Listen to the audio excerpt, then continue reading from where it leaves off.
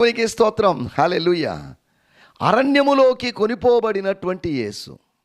మత్తయి సువార్త 4వ అధ్యాయం 1వ వచనంలో ఆ మాటే చూస్తున్నాం. ఆయన అరణ్యములోకి కొనిపోబడ్డాడు అంటే తీసుకొని వెళ్ళబడ్డాడు. అంటే దాని అర్థం ఏంటంటే he was led by the spirit, అనగా పరిశుద్ధాత్మని యొక్క నడిపింపు ఆయనకు ఉంది. ఆయన ఆ నడిపింపును బట్టి ముందుకు సాగాడు.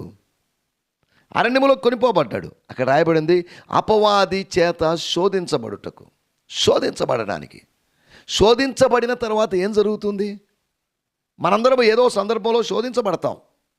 శోధించబడుతున్నాము అంటే దాని అర్థం, దాని వెనకాలలోని దేవుని ఉద్దేశం ఏంటంటే మనం సువర్ణము వలె కనబడాలి, మనం గోల్డ్ లాగా కనిపించాలి.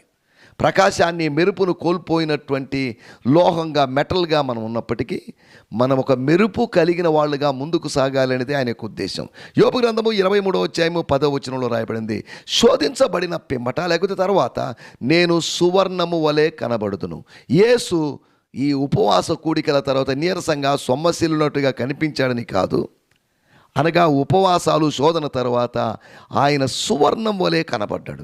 మనం కూడా, దేవుని బిడ్డలమైన మనం కూడా ఆ సువర్ణం వలె కనబడ్డానికి ప్రభు మనందరికీ సహాయం చేయనుగాక.